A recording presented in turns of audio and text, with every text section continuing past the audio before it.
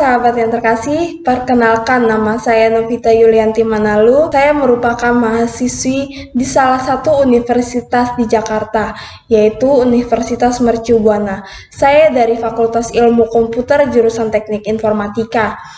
Tujuan saya membuat video ini sebagai salah satu syarat saya untuk memenuhi tugas besar saya. Dan di video kali ini saya akan mengangkat tema bekerja adalah ibadah. Bekerja adalah ibadah. Ibadah adalah perjumpaan Allah dengan manusia yang di dalamnya terdapat pernyataan bakti, rasa hormat, dan tunduk kepada Allah. Jangan pernah memungkiri kekuatan ibadah dalam pekerjaan kita. Tuhan Allah mengambil manusia itu dan menempatkannya dalam Taman Eden untuk mengusahakan dan memelihara taman itu, seperti yang tertulis dalam kitab Kejadian 2 ayat 15. Setelah manusia diciptakan, mereka ditempatkan Allah di Taman Eden. Tugas utama manusia adalah mengusahakan abda, yang memiliki arti bekerja di Taman Eden. Bekerja adalah ibadah. Kata menempatkan yanak memiliki arti supaya manusia tenang. Saat seseorang manusia tidak memiliki pekerjaan, maka hidupnya akan kacau. Pekerjaan Tuhan beri kepada manusia agar hidup manusia menjadi tenang. Pekerjaan adalah karunia Allah untuk kita. Itu bukanlah akibat kejatuhan dalam dosa. Ketika memberikan kepada Adam dan Hawa pekerjaan untuk mengembangkan dan merawat taman, Dia bukan hanya membuatkan mereka lapangan pertamanya, Dia merancangkan DNA mereka sehingga apapun yang kepala mereka, hati mereka, dan tangan mereka taruh, itu merupakan bentuk ibadah. Hal yang sama berlaku atas kita. Diciptakannya menurut gambar dan rupanya, pekerjaan merupakan perluasan pekerjaan Allah untuk memelihara dan mencukupi kebutuhan ciptaannya, mendatangkan kemuliaannya, dan menikmati Dia. Dalam Alkitab, terdapat 203 kali kata ibadah, sementara untuk kata kerja dan turunannya terdapat sebanyak 533 kali. Sebuah fakta yang mengejutkan bahwa Alkitab lebih banyak mencantumkan kata kerja daripada kata ibadah. Sebuah fakta lain, kata kerja muncul lebih dulu yaitu di Kejadian 2 ayat 2, sementara kata ibadah baru muncul pada Keluaran 3 ayat 12. Saat ini, kerja yang hendak dibahas adalah kerja sebagai sebuah profesi untuk mencari nafkah. Tetapi sebelumnya, menurut Galatia 6 ayat 4, baiklah tiap-tiap orang menguji pekerjaannya sendiri, maka ia boleh bermegah melihat keadaannya sendiri dan bukan melihat keadaan orang lain. Ada pekerjaan lain yang tidak berkaitan dengan profesi kita. Dalam Galatia ini, pekerjaan merupakan terjemahan dari kata ergo yang berarti bisnis, usaha yang dilakukan seseorang. 2. Suatu produk apapun yang dikerjakan oleh tangan, seni, industri, atau pikiran. 3. Suatu tindakan atau perbuatan atau sesuatu yang dilakukan. Walaupun arti harfiah ergo adalah pekerjaan profesi, namun Paulus menempatkannya dalam konteks ibadah seseorang, dalam hubungannya dengan orang-orang lain.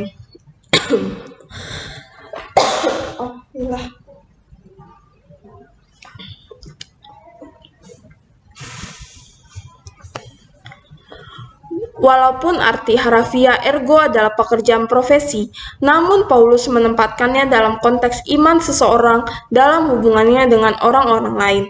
Adalah suatu fakta Alkitab bahwa kata kerja pertama kali muncul dikenakan pada entitas Allah, pada diri Allah dan bukan diri manusia.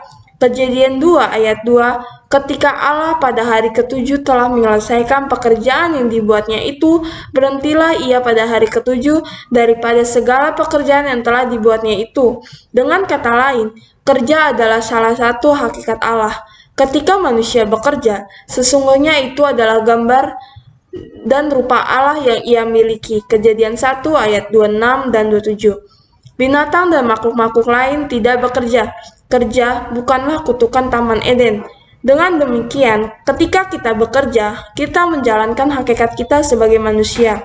Hakikat manusia yang merupakan turunan dari hakikat Allah. Manusia yang tidak bekerja telah kehilangan hakikatnya sebagai manusia. Manusia yang lebih menyukai malas-malasan juga telah kehilangan hakikatnya sebagai manusia. Kerja, ergo yang dibicarakan Alkitab tidaklah sebatas kerja di kantor. Bekerja di kantor atau perusahaan tempat seseorang bekerja adalah bagian dari kerja atau ergo itu sendiri. Ketika Alkitab berbicara mengenai kerja, maka itu adalah keseluruhan kehidupan kita yang juga merupakan ibadah kita. Jelas bahwa ibadah memiliki makna jauh lebih luas dari sekedar kebaktian Kristiani. Ibadah mencangkup keseluruhan kehidupan kita. Tetapi di akhir zaman ini kebanyakan manusia akan mencintai diri sendiri dan menjadi hamba uang, bukan tunduk kepada Tuhan. Yang menjadi pertanyaannya buat setiap kita adalah apa yang menjadi tujuan hari-hari kita. Kebanyakan manusia ingin mengumpulkan uang sebanyak-banyaknya dengan harapan bisa memiliki masa depan yang baik dan bisa melakukan apapun dengan uang yang banyak.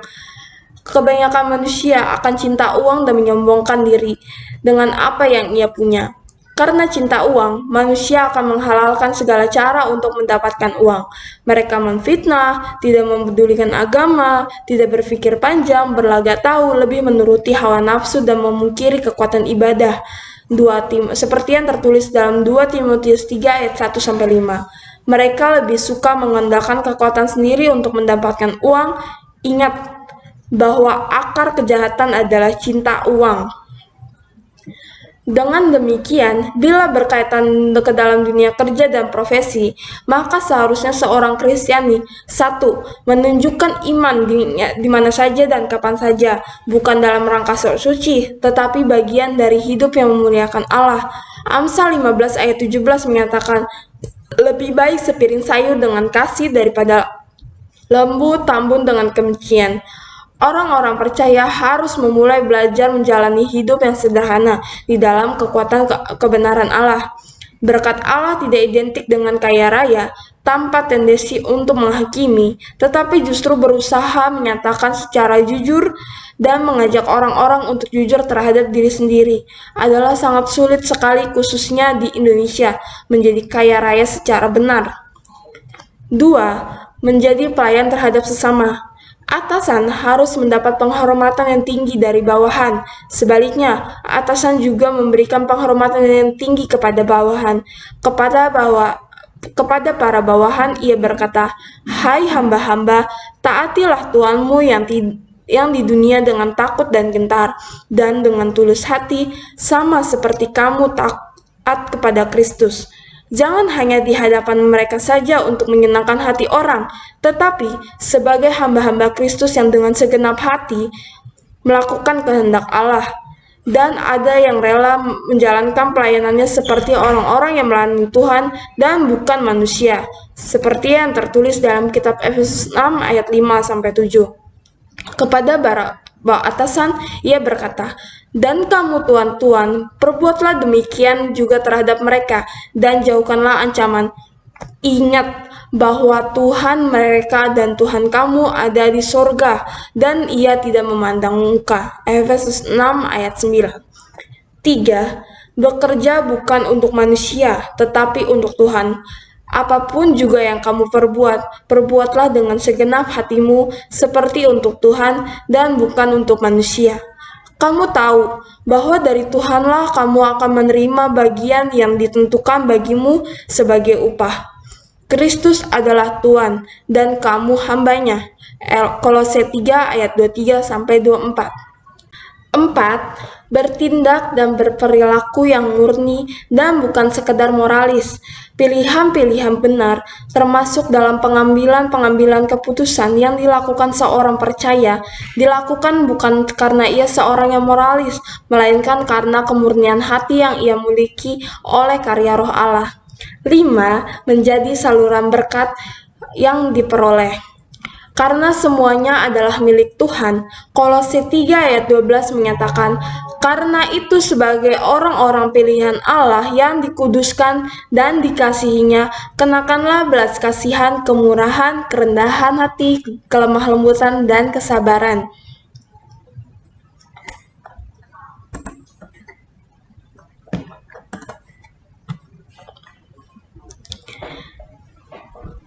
Bekerja adalah cara Tuhan membebaskan kita dari kutuk. Setiap anak Tuhan harus rajin bekerja, karena Tuhan tidak memberkati orang yang malas bekerja.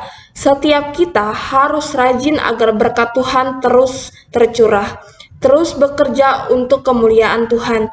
Begitu juga dengan gereja Tuhan. Gereja Tuhan tidak boleh menganggur, tetapi gereja Tuhan harus rajin bekerja mencari jiwa. Sekian video dari saya. Terima kasih. Sampai jumpa.